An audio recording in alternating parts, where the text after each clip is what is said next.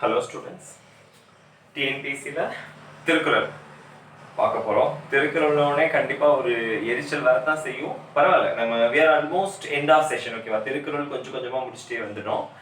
இதுக்கப்புறம் நமக்கு அந்த ஹிஸ்டரியில் பார்த்தீங்கன்னா தமிழ்நாடினுடைய ஏர்லி அஜிடேஷன்ஸ் அப்படின்னு சொல்லி வரும். ஆரம்ப கால ரெசிஸ்டன்ஸ் என்னென்ன பண்ணாங்க, அந்த பாளையக்கார ரிபெல்லியன் மட்டும்தான் இருக்கு. அப்புறம் பெண்களுடைய புரட்சி இருக்கு.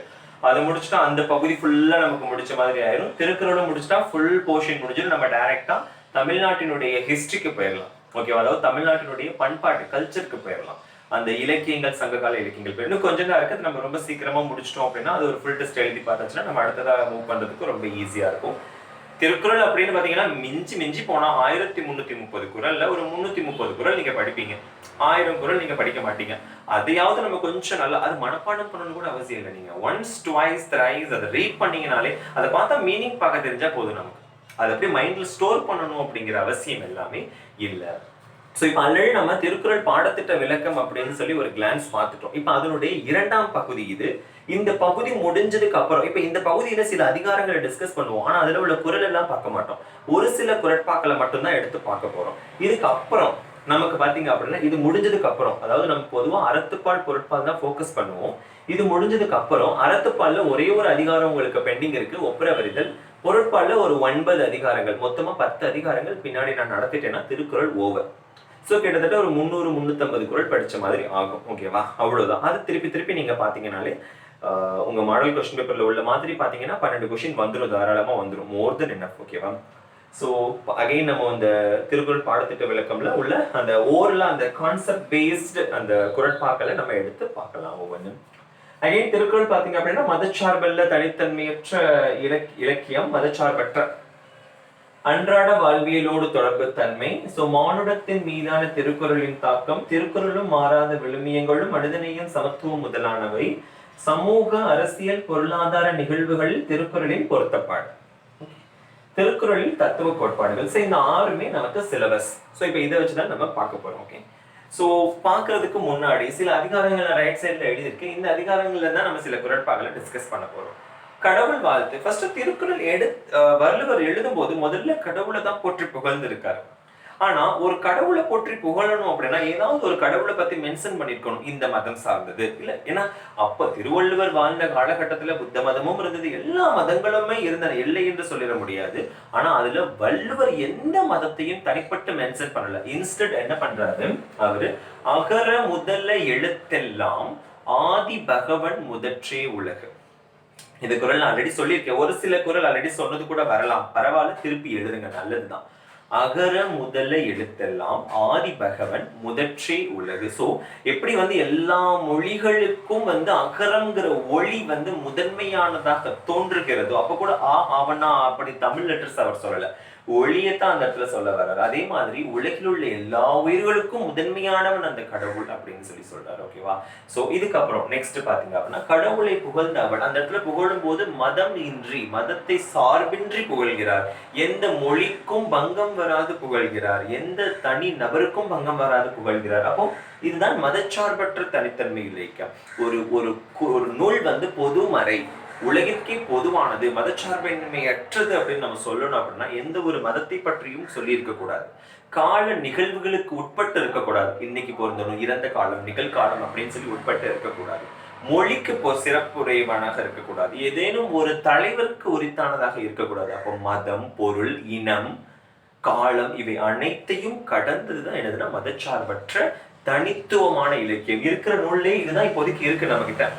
வேற எல்லா நூல்லையும் எங்கேயாவது ஒரு இடத்துல ஒரு பாயிண்ட் சொல்லிடுவாங்க. ஓகேவா? அந்த மாதிரி. சரி, கடவுளை போட்டுட வள்ளுவர் உடனே அடுத்த அதிகாரமா பாத்தீங்கன்னா வான் சிறப்பை பத்தி சொல்றாரு. வான் சிறப்புனா மழை நீர், மழையினுடைய முக்கியத்துவம் பத்தி சொல்றாரு. நம்மளுடைய அன்றாட வாழ்வியல்ல மழை, ஒவ்வொரு பொருளும் எந்த அளவுக்கு முக்கியத்துவம் வகிக்குது சொல்றாரு. நீரின்றி அமையாது உலகு எனின் வானின்றி அமையாது ஒழுக்கு, யார் யாருக்கும் வானின்றி அமையாது ஒழுக்கு. எப்படி இந்த உலகத்திற்கு நீர் இல்லைன்னா இந்த உலகமே இல்லை. அந்த மாதிரி வான் இன்றி அமையாது ஒழுக்கு, உலகினுடைய ஒழுக்குன்னு இந்த இடத்துல நீங்க பல மீனிங் எடுத்துக்கலாம். குறிப்பா ஒரு மீனிங் பாத்தீங்கன்னா நம்ம திணைனா ஒழுக்கம்னு எடுத்துக்கோங்களா, அந்த மாதிரி கூட எடுத்துக்கலாம். சோ செயல் வகை, இந்த நிலமானது ஒழுங்குபடுவதற்கு அந்த வான் அவசியம். நிலத்தில் வாழும் மக்களானது பண்படுவதற்கு வான் அவசியம். இந்த இடத்துல பண்படுவதுன்னா வானம் வந்து நமக்கு ஏதோ டீச் பண்ண போகுதுன்னு அர்த்தம் கிடையாது. பட் அந்த வானினுடைய நீர் வந்து நம்ம நிலத்தை பண்படுத்தும். திணைனா என்னது? ஐந்திணைகள், அன்பின் ஐந்திணைகள், குறிஞ்சி, முல்லை, மருதம், நெய்தல், பாலை. இவை எல்லாமே ஒவ்வொரு ஒழுக்கங்கள், ஒவ்வொரு முறையை பின்பற்றிய, ஒவ்வொரு கலாச்சாரத்தை பின்பற்றிய ஒவ்வொரு நகரங்கள் அனைத்துமே நீரினை பேஸ் பண்ணி தானே அமைஞ்சது. எல்லாமே நீர் பேஸ் பண்ணி தானே அமைஞ்சது. அதைத்தான் வள்ளுவர் இந்த குறள்ல சொல்றாரு, நீரின்றி அமையாது. அதோட அதே அதிகாரத்துல இன்னொரு குறள் சொல்றாரு, ஏரின் உலாஅர் புலவர் புயலென்னும் வாரி வளங்குன்றிக்கால். எப்படி? ஏரின் உலாஅர் புலவர் புயலென்னும் வாரி வளங்குன்றிக்கால். வாரி வளம் குன்றுதல். அந்த மழை நீரானது குன்றிவிட்டால், அதனுடைய தன்மையை குறைத்து கொண்டால், மழை பெய்வது குறைந்து விட்டால், ஏரின் உலாஅர், ஏரின் உலாஅர் உளமாட்டார்கள். புலவர்னா உழவர்கள் என்ன பண்ண மாட்டாங்கன்னா ஏற்கலப்பை எடுத்து உளமாட்டார்கள். அப்போ பஞ்சம் என்பது தலைவிரித்தாகிவிடும் அப்படின்னு சொல்லி அன்றாட வாழ்க்கையில நம்ம செய்ய வேண்டிய கடமை. அதாவது மழை வரணும்னா இப்ப என்ன பண்ணணும்? மழைக்கு நம்ம மிகுந்த முக்கியத்துவம் கொடுக்கணும். மழைக்கு முக்கியத்துவம் கொடுக்கணும்னா இந்த உலகிற்கு மதிப்பளிக்க வேண்டும். இது வந்து சூழல் தொடர்பான சில விஷயங்கள். ஓகேவா? மக்கட்பேர், இப்போ இதெல்லாம் வந்து ஜென்ரலா என்விரான்மெண்ட் பத்தி நம்ம எடுத்துக்கலாம். மழை அப்படின்னா பொதுவா சுற்றுச்சூழல் பத்தி சொல்றதா எடுத்துக்கலாம்.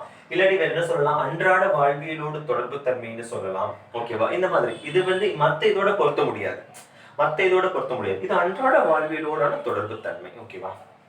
இதுக்கப்புறம் மக்கட்பேர், இதுவும் வந்து என்னதுன்னா தத்துவ கோட்பாடு நீங்க எடுக்கலாம். இல்லாட்டி மானுடத்தின் மீதான தாக்கம், அன்றாட வாழ்வியல், இப்படி எதுல வேணா சொல்லிக்கலாம். ஏன்னா அவ்வளவு குறள் இருக்கு அதுல.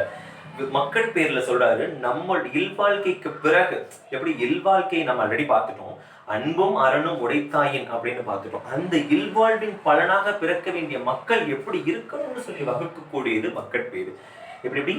ஈன்ற பொழுது பெரிதுவக்கும், பெரிதும் உவக்கும். நான் பெத்தப்ப கூட அவ்வளவு அந்த வழியிலேயே எனக்கு அவ்வளவு சந்தோஷம் இல்லையா, ஆனா ஐயா நான் பெத்த பிள்ளையே இன்னொரு மனிதர் வந்து, சக மனிதர் வந்து அவனை சான்றோன் என புகழும் போது, இவன் ஒரு கற்றறிந்த அறிஞன் என புகழும் போது என் மனம் ஈன்ற பொழுது பெற்ற அந்த இன்பத்தை விட மிக அதிக இன்பம் கொண்டது.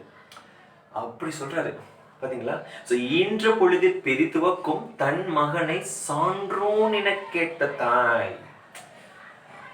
அதுக்கப்புறம் பாத்தீங்க அப்படின்னா மக்கட்பேர்ல இன்னொரு குறள் கொண்டு வர, மக்கட்பேர்லயே அடுத்து எழுபிறப்பும். ஓகேவா?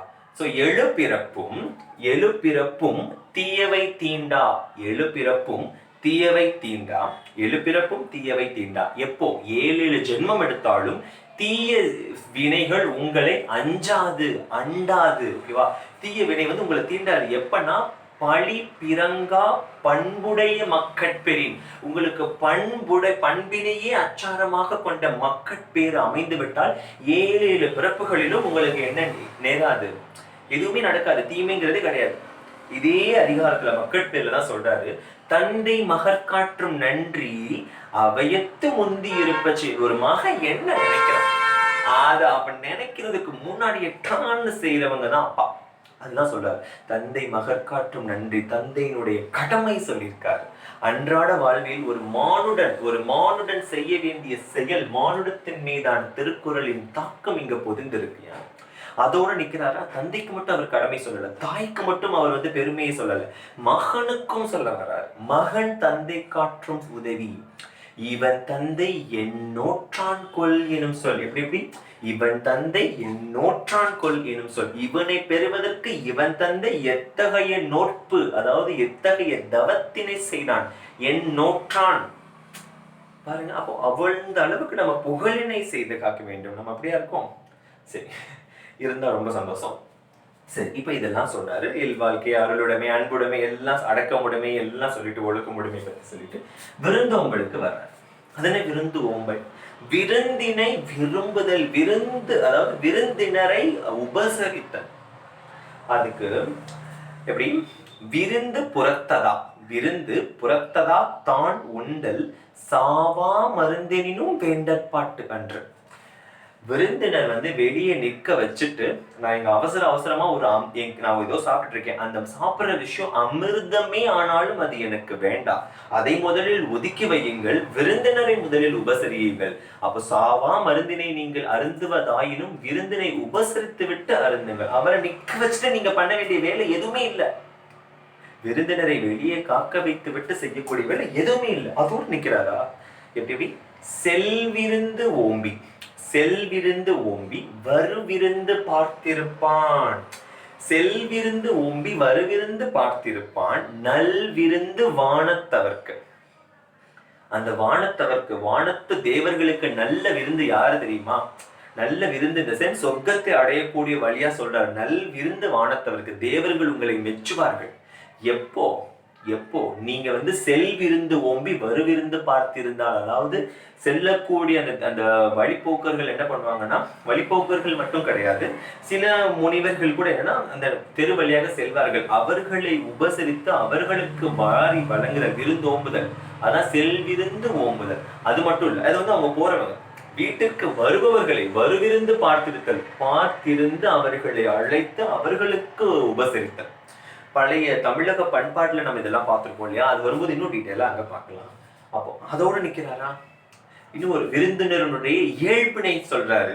எப்படி மானுட அன்றாட வாழ்வியல் மற்றும் மானுடத்தின் தாக்கத்துல விருந்தினருடைய இயல்பு.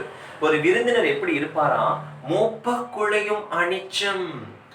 மோப்ப குழையும் அனிச்சம். நம்ம மோந்து பார்த்த உடனே அனிச்சம் மலர் வந்து அப்படியே வாடிடுமா, தொட்டாசினிங்க மாதிரி, ஓகேவா? வாடிடுமா. அது போல முகம் இருந்து நோக்க குழையும் விருந்து. உங்களுடைய முகமானது திரிந்து நோக்கினால் அந்த இடத்திலே என்னது? விருந்தினுடைய மனம் புண்பட்டு விடும். வர்றவர்கள் அப்படி முகம் மலர்த்து வரவேற்க வேண்டும். முகத்தான் அமர்ந்து இனிது நோக்க வேண்டும். முகத்தான் அமர்ந்து இனிது நோக்க வேண்டும். அப்படி இல்லைன்னா அவங்க முகம் வாடிடும். அந்த இடத்துல அனிச்சமலரை பத்தி சொல்றாரு இல்லையா? சோ அது விருந்தோம்பல். சரி, இதெல்லாம் சொல்றாரு. இன்னும் அதுக்கப்புறம் தத்துவ கோட்பாட்டுல ஒண்ணு சொல்றாரு, கொஞ்சம் எல்லை மீறி. பொறை உடைமை, பொறுமை. அகழ்வாரை தாங்கும் நிலம் போல தம்மை இகழ்வார் பொறுத்தல் தலையா. ஏயா என்ன அசிங்கையா பண்றோம்? இந்த பூமி என்ன எவ்வளவு கஷ்டப்படப்பாறை வச்சு குத்துறோம், பூமியை குடும்பப்படுத்திக்கிட்டு இருக்கோம். நீங்க எல்லாம் கொடுமையே பண்றது இல்லையான்னு கேட்காதீங்க. எல்லாரையும் தான் நான் சொல்றேன், என்னையும் இன்க்ளூடிங் தான் பண்ணி சொல்றேன். அப்ப அந்த பூமியை கொடுமைப்படுத்திக்கிட்டு இருக்கோம். ஆனா அந்த பூமி ஒரு கணமாவது எதிர்த்து நிக்க ஆரம்பிச்சதுன்னா நம்மளால தாங்க மாட்டோம், அழிஞ்சிருவோம். இன்னைக்கு பாத்தீங்கன்னா எவ்வளவோ நிகழ்வுகள் நடக்குது. நோய் வருது, நிலநடுக்கம் வருது, சுனாமி வருது. இதெல்லாமே பொறுமையின்மையினுடைய வெளிப்பாடு, பூமி தாயினுடைய கோபம். அப்போ அவ்வளவு அமைதியான பொறுமையுடைய பூமி தாய் எப்படி எல்லாத்தையும் சகிச்சுக்கிறாங்க, அந்த மாதிரி நீங்க இருங்கய்யா சொல்றாரு.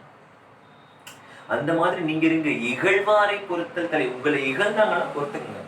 அதுக்காக அவங்கள தண்டிக்கிறது உங்க கடமை கிடையாது. இன்ஸ்டன்ட் அதுக்கு பதிலாக என்ன பண்ணுங்க, நீங்க சாதனை பயணத்துல போங்க. வழியில போகும்போது 1000 பேர் 1000 பேசுவான். அதெல்லாம் நின்று நீ பேசுறியா, உனக்கு இதான் பதில், நீ பேசுறியா, உனக்கு இதான் பதில் அப்படின்னு நீங்க நின்று பதில் சொன்னீங்கன்னா உங்களால உங்க கடமையை செய்ய முடியாது. நீங்க எதற்காக இந்த உலகிற்கு வந்தீர்களோ அந்த கடமை செய்ய இயலாமல் போய்விடும். அதே பொறைவுடைமையில ஓகே தோன்றுக சரி ஓகே அதாவது அகழ்வாரை தாங்கும் நிலம் போல தம்மை இகழ்வார் பொறுத்தலை. ஒருத்தார்க்கு ஒரு நாளே இன்பம், ஒருத்தார்க்கு ஒரு நாளே இன்பம். அப்படி அவனுக்கு மேல அவன் மேல உங்களுக்கு கோவம் வந்துச்சா, போட்டு அடிச்சுட்டு வந்துட்டீங்களா, கோவம் வந்து அடிச்சிட்டீங்களா, அன்னைக்கு ஒரு நாள் தான் உங்களுக்கு நிம்மதியா இருக்கும். ஆனா அதே அவனை பொறுத்துட்டீங்க, அவனை மன்னிச்சு விட்டீங்க, போய் தொலை, உனக்கு காலம் பதில் சொல்லிக்கோ அப்படின்னு நீங்க விட்டுட்டு உங்க கடமையை செய்ய ஆரம்பிச்சிட்டீங்கன்னா இந்த உலகம் உள்ளவரை பொன்றும் துணையும் புகழ், உலகம் உள்ளவரை உங்களுக்கு புகழ் மட்டுமே எஞ்சி இருக்கும். நீங்கள் அழிந்தாலும் உங்கள் உடல் அழிந்தாலும் உங்களுடைய உலகம், இந்த உலகம் வாழும் வரை உங்கள் உலகம் புகழானது ஓங்கி இருக்கும் அப்படின்னு சொல்லி தத்துவம் சொல்றாரு. பயனில சொல்லாமை. எப்படி இன்சொல் பத்தி சொன்னாரோ அதே மாதிரி இன்சொல் இனியவை கூறல், அதே மாதிரி பயனில சொல்லாமை. அதாவது எப்படின்னா பயனுடைய சொற்களை சொல்லுங்க, பயனில்லாத சொற்களை சொல்ல வேண்டாம். சொல்லுக சொல்லிர், ஓகேவா? பயனுடைய சொல்லுக, சொல்லிர் பயனுடைய. நீங்க பேசுறதுல பயனான சொற்களை மட்டும் பேசுங்க. சொல்லற்க சொல்லிர் பயனிலாச்சொல், சொல்லற்க சொல்லிர் பயனிலாச்சொல். அப்ப அந்த மாதிரி வேற குரல் வேற வார்த்தை பேசாதீங்கய்யா, பேசாதீங்க. இதுல வரும் மானுடத்தின் மீதான தாக்கம், வாழ்வியலோடு தொடர்பு தன்மை, தத்துவம் கூட ஒரு சொல்லலாம். பேச்சு எப்படி வச்சுக்கணும் அப்படின்னு சொல்லி. புகழ். புகழ் இது என்ன சொல்றது, புகழ் அப்படின்னா தோன்றின் புகழோடு தோன்றுக அக்திலார் தோன்றலின் தோன்றாமை நன்று. ஈதல் இசைப்பட வாழ்தல் அது வல்லது ஊதியம் உயிர் ஊதியம் இல்லை உயிருக்கு. எப்படி ஈதல் இசைப்பட வாழ்தல், பிறருக்கு ஈகை புரிந்த பிறருக்கு வல்லல் தன்மையோடு அதே சமயத்துல புகழ் பெற்று வாழ்தல் தான் வாழ்க்கை. அது வல்லல். அதை தவிர வேற என்ன ஊதியம் வேணும் வாழ்க்கைக்கு? உங்களுக்கு புகழ் இருக்கா, வாரி வழங்கக்கூடிய வல்லல் தன்மை இருக்கா, வேற என்ன வேணும்? புகழ் சொல்றாரு வள்ளுவர். ஓகேவா? இதுல மாறாத விழுமியங்கள், இதெல்லாம் மாறாத விழுமியங்கள், எங்கேயும் மாறக்கூடியது கிடையாது. ஈதல் மனித நேயம். ஈதல்ங்கிறது ஒரு மனித நேயம். அதோட நிக்கிறாரா அவரு. தோன்றின் புகழோடு தோன்றுக.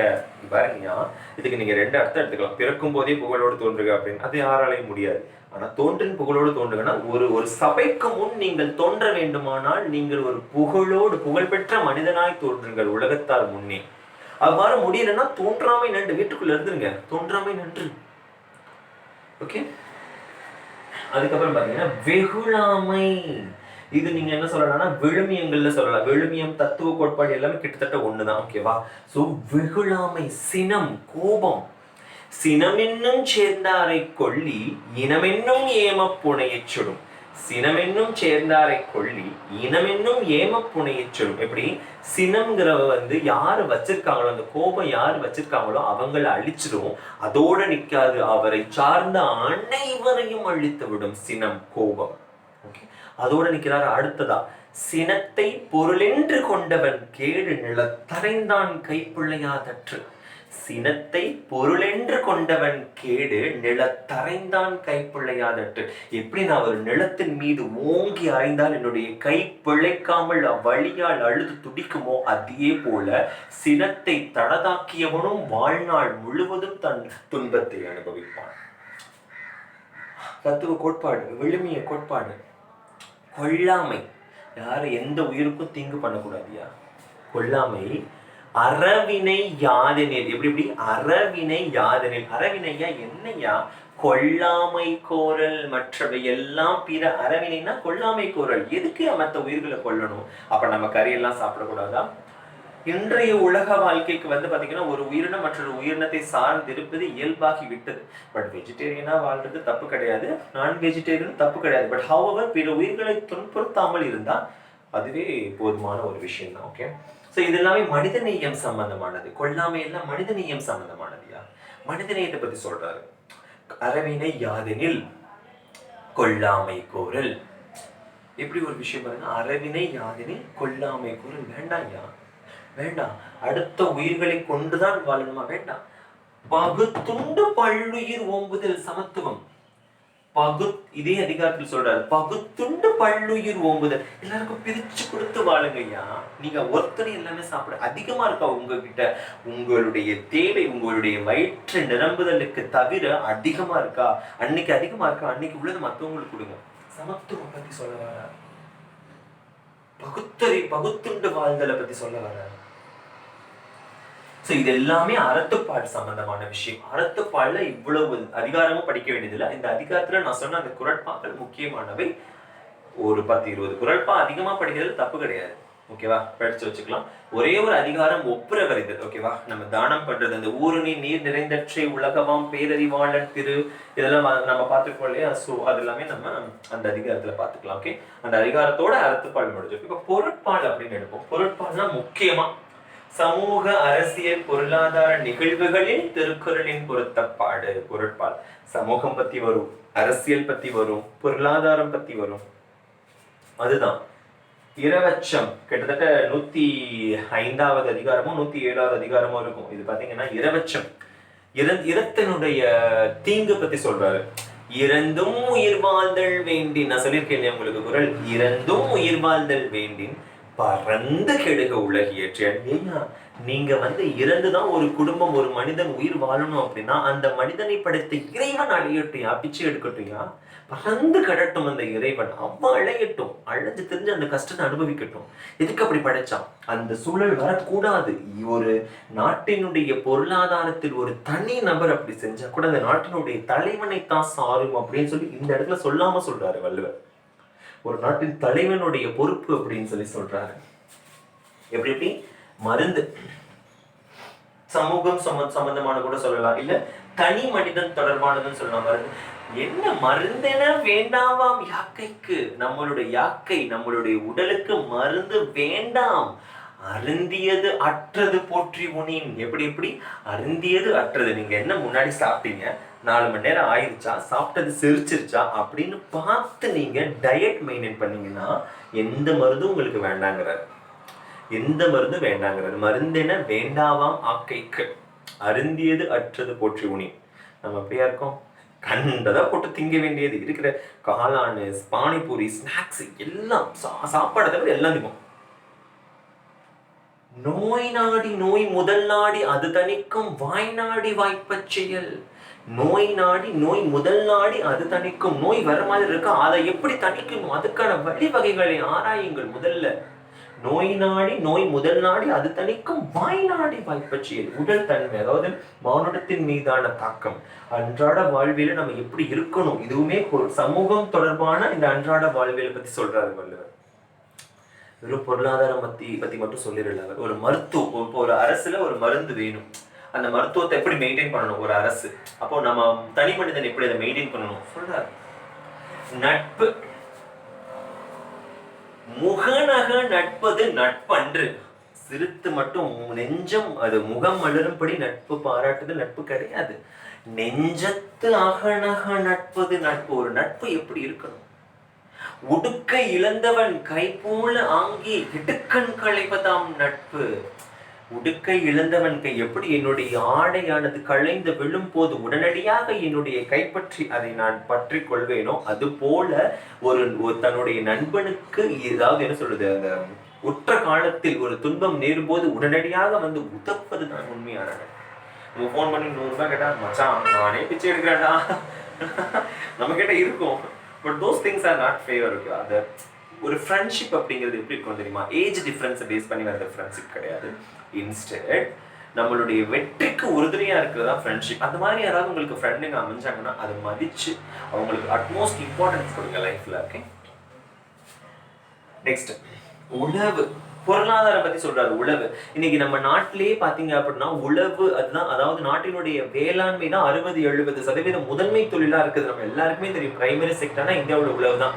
அன்னைக்கு 2000 வருஷத்துக்கு முன்னாடியே சொல்லியிருக்காரு அவரு, உழுதுண்டு வாழ்வாரே வாழ்வார், உழுதுண்டு வாழ்வாரே வாழ்வார். உழுறவங்க தான் முதன்மையானவர்கள், அவர்கள் தான் உண்மையான தொழிலாளிகள். மற்ற எல்லாரும் என்னது, அவரை பின்தொடர்ந்து செல்பவர்கள். ஆமா, அவர் போட்டாதானே நமக்கு சோறு, விவசாயி போட்டாதானே நமக்கு சோறு. வேளாண்மை பத்தி சொல்றாரு. நம்ம பொருளாதாரத்தினுடைய ஆணி வேர், இந்தியாவினுடைய நடிநாதம், முதுகெலும்பு சொல்றாரு.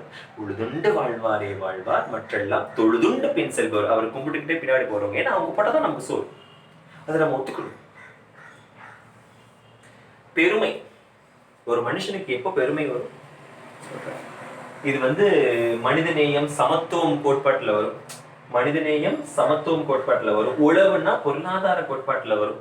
மனிதநேயம் சமத்துவம் பெருமை. பிறப்புக்கும் எல்லா உயிர்க்கும் சிறப்பொவ்வா செய்தொழில் வேற்றுமையான். ஐயா, பிறப்பு எல்லாருக்கும் ஒண்ணுதான். ஐயா, சின்ன சின்ன விஷயத்துக்காக எல்லாம் ஜாதி மதம் அப்படின்னு எல்லாத்துலயும் வேறுபாடு கண்டு அப்படி பண்ணிட்டு இருக்கீங்க. பிறப்புக்கும் எல்லா உயிர்க்கும், இந்த இடத்துல உயர்குடி தாழ்குடி எல்லாம் கிடையாது. அறம் ஃபாலோ பண்ண, அறம்படி வாழ்ந்தீங்கன்னா தான் நீங்க உயர்ந்தவங்க, அறம்படி வாழல்னா தான் நீங்க தாழ்ந்தவங்க. அதை தவிர பிறப்பால் அனைவரும் சமம் தான். வள்ளுவர் சொல்றாரு. மனிதனையும் பத்தி சொல்றாரு, சமத்துவம் பத்தி சொல்றாரு, மானுடத்தின் தாக்கம் பத்தி சொல்றாரு. இதே குரல்ல நம்ம என்ன சொல்லலாம்? மதச்சார்பற்ற தன்மைன்னு சொல்லலாம். பிறப்பு ஒக்கும் எல்லா உயிர்க்கும் சொல்லலாம். மதச்சார்பின்மை பத்தி சொல்லலாம் இந்த குரல்ல. வினைத்திற்பம், செய்யக்கூடிய செயலினுடைய நுட்பம், உறுதித்தன்மை. வினைத்திற்பம் என்பது ஒருவன் மனத்திற்பம். வினைத்திற்பம் என்பது ஒரு மனத்திற்பம், மற்ற எல்லாம் பிற, வேற இதெல்லாம் ஒரு திற்பமே கிடையாது. வினைத்திற்பம்னா என்ன? ஒரு செயலின் பால் கொண்ட உறுதினா என்ன? ஒரு விஷயம் எடுத்துட்டோம்னா செய்யணும், அதுதான் மன உறுதி. அதுதான் சொல்றாரு, ஒரு செயல்ல காட்டுற உறுதினா ஒண்ணுமே கிடையாது, உங்க மன உறுதி. மன உறுதியா தான் செயல்ல உறுதி இருக்கும் சொல்றாரு. வினைத்திற்பம் என்பது ஒருவன் மனத்திற்பம். எப்படி? சொல்லிய சொல்லுதல் யாருக்கும் எளிய, அறியவாம் சொல்லிய வண்ணம் செயல். சொல்றதுல ரொம்ப ஈஸியா, செய்யறது ஏன் கஷ்டம்? எப்பேற்பட்ட தத்துவம் நம்ம இப்ப பேசுறதுலாம் அவர் அப்பவே சொல்லியிருக்காரு. நம்ம இப்ப பேசுறதெல்லாம் அவர் அப்பவே சொல்லியிருக்காரு. வேற என்ன சொல்றாரு? துன்பம் உறவரினும் செய்க, இன்பம் பயக்கும் வினை. துன்பம் உறவரினும் செய்க, அதே வினைத்திற்பத்துல துன்பம் வருதா, அப்படி துன்பம் வந்து உங்களை பாடாய்படுத்தினாலும் மேற்கொண்ட செயலில் இருந்து பின்வாங்காது சென்று செய்து கொண்டே செல்லுங்கள். செஞ்சுக்கிட்டே இருங்க ஐயா, எதை நினைத்து செய்யுங்கள். இன்னைக்கு துன்பம் இருந்தாலும் இதை நான் செஞ்சு முடிச்சிட்டேன்னா நாளைக்கு நான் படக்கூடிய இன்பத்தை நினைத்து செய்யுங்கள். நாளைக்கு நீங்க வெற்றி அடைஞ்சிட்டா, சாதனை புரிஞ்சுட்டா, அதனால் வரக்கூடிய இந்த பயனை என்ன செய்யுங்கள் அப்படின்னு சொல்றாரு. என்ன ஒரு அற்புதமான ஒரு விஷயம் இல்ல அது? என்ன ஒரு அற்புதமான ஒரு விஷயம். அதோட அதே இதுல வந்து பாத்தீங்கன்னா ஒரு குறள் சொல்றாரு அவரு, வினைத்திற்பத்திலேயே, உறவு கண்டு எல்லாமே வேண்டும். ஒரு குறள், உறவு கண்டு எல்லாமே வேண்டும், ஒரு பெருந்தேர்க்கு அச்சாணி அண்ணார் உடைத்த. ஐயா, உருண்டு புரண்டு போற அத்தகு மிகப்பெரிய ஒரு தேருக்கே அந்த சக்கரத்துல இருக்கிற அச்சாணி தான் ஐயா முக்கியம். அந்த மாதிரி இந்த உலகத்துக்கு ஒவ்வொரு சிறு உயிரும் முக்கியம்யா. நீ ஏன் உறவு கண்டு எல்லாமே பண்ற?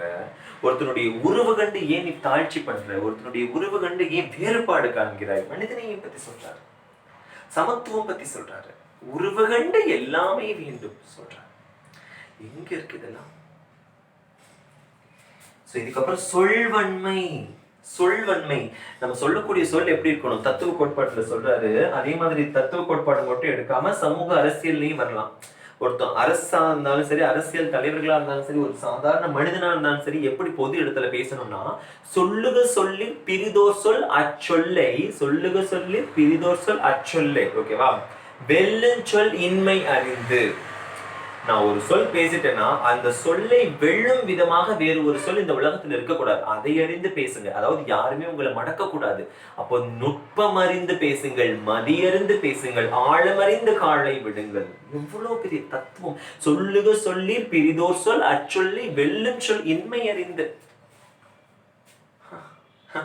வாழ்க்கையில எப்பெல்லாம் ஏதாவது தத்துவம் தர முடியுமா? இன்னைக்கெல்லாம் நம்மலாம் என்னையா மோட்டிவேஷனல் ஸ்பீக்கர், எத்தனையோ பேர் இருக்காங்க, 1000 பேர் இருக்காங்க.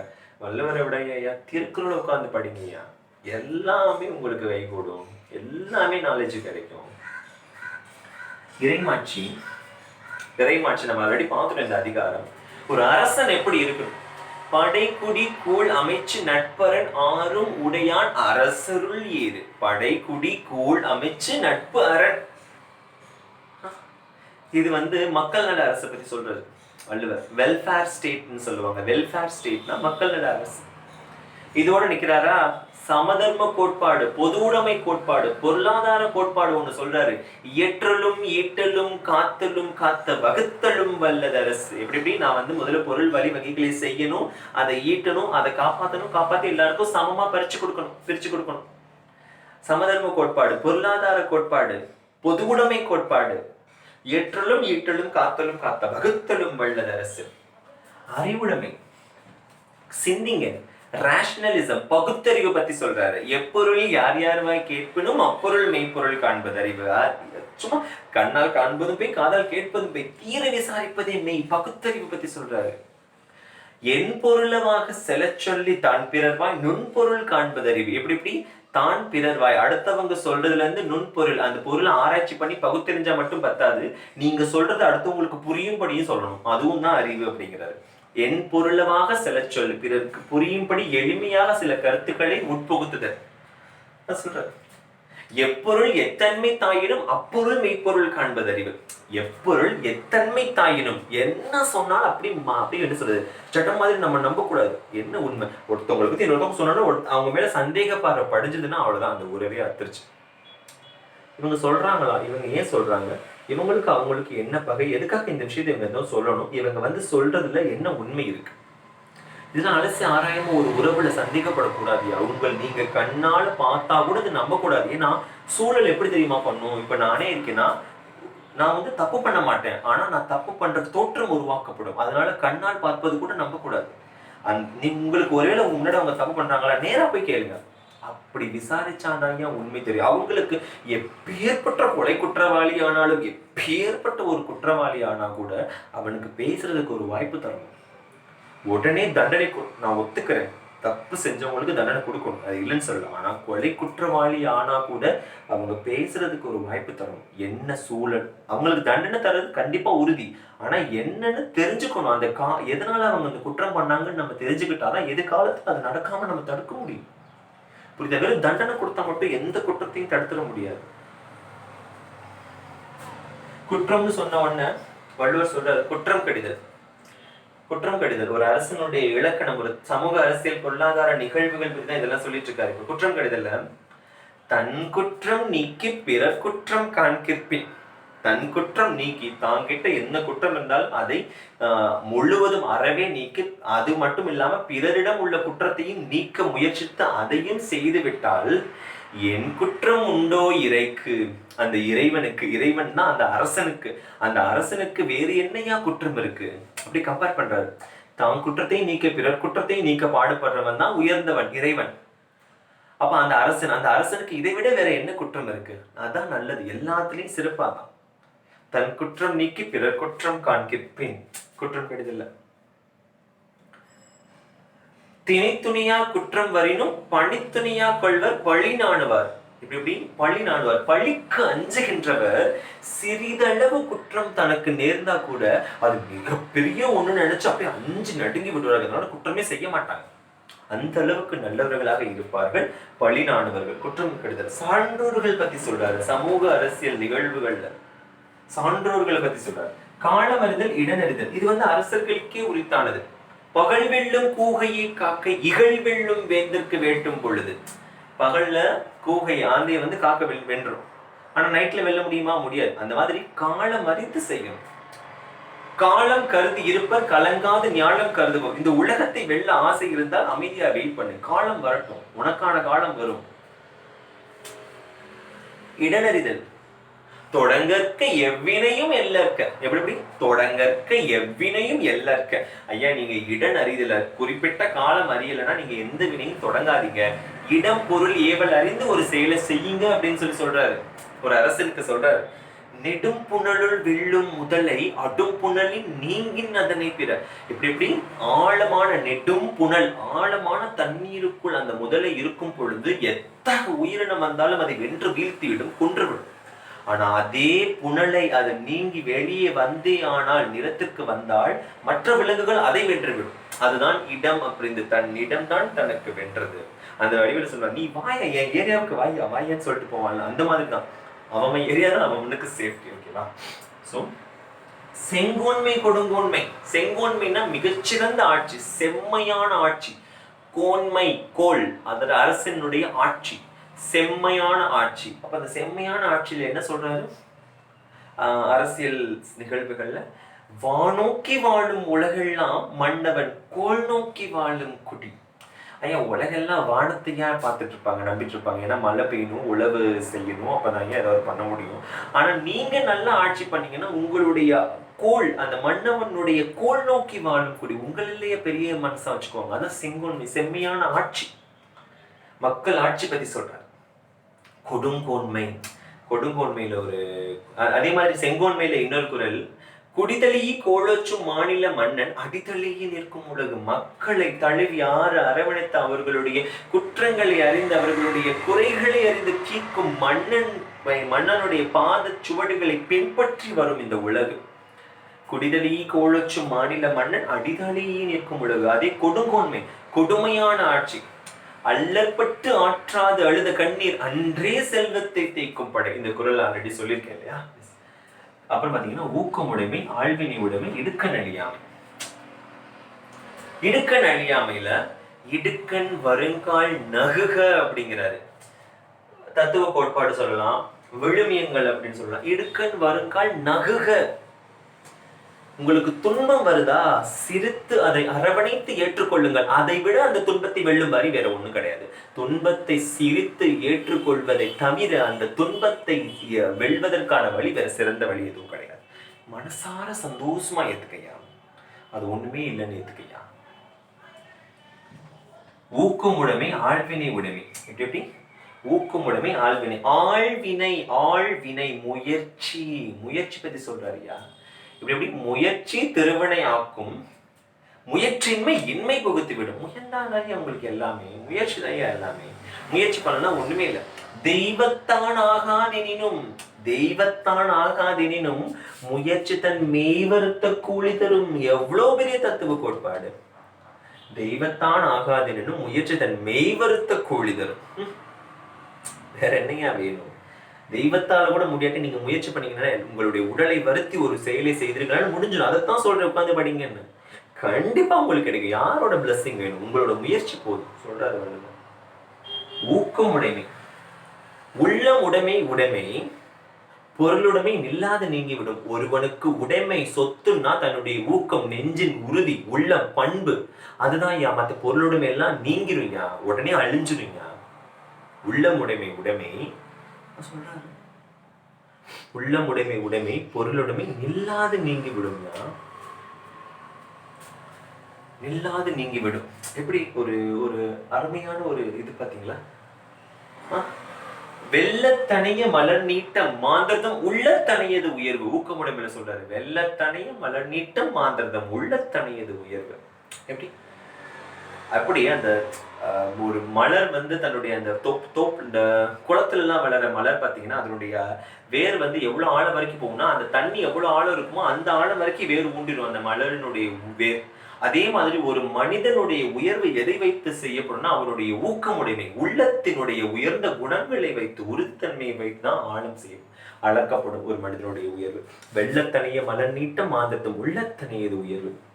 சோ பகுத்தறிவு, யோசிக்கணும், எந்த இடமறிதல், காலமறிதல், ஒரு அரசு, மக்கள் நல அரசு, குடிமக்கள் அனைவருடைய கோட்பாடு, அரசன் எப்படி இருக்கணும், அவனுடைய புகழ், அப்படி இல்லாட்டி கொடுங்கோன்மைனா எப்படி இருக்கும், சமூகத்துல எப்படி நடந்துக்கணும், அதுக்கப்புறம் மருந்து என்ன சிகிச்சை, ஒரு நாட்டிற்கு தேவையான நட்பு, தனி மனிதனுக்கு தேவையான மன உறுதி, இறந்து வாழ்தல், உழவின் வேளாண்மை, பொருளாதாரம், பெருமை, எல்லாரும் சமம், மனிதநேயம், சொல்வன்மை, தத்துவ கோட்பாடு எல்லாமே இருக்கிற அம்புடும் சொல்லிட்டார். இதெல்லாமே பொருள் அதிகாரம், பொருள் பால்ல வரக்கூடியது. வேற என்ன வேணும்? சோ இதோட உங்களுக்கு கிட்டத்தட்ட எல்லா திருக்குறள் பாடத்திட்டங்களுக்கும் முடிஞ்சது. இன்னும் ஒரு 10 அதிகாரம் தனியா நம்ம பார்ப்போம். டான்னு பார்த்துட்டு முடிச்சுட்டு அது நம்ம கூட பின்னாடி பார்த்துக்கலாம், 2 நாள் கழிச்சு பார்த்துக்கலாம். இப்போ நம்ம அடுத்ததான் நம்ம நாளைக்கு அடுத்தடுத்த வீடியோஸ்ல நம்ம அந்த தமிழ்நாட்டினுடைய ஆரம்ப கால கிளர்ச்சிகள் பத்தி பார்த்துட்டோம்னா ஒரு 2-3 வீடியோ முடிஞ்சிடும். ஓகேவா? எஸ். So thank you.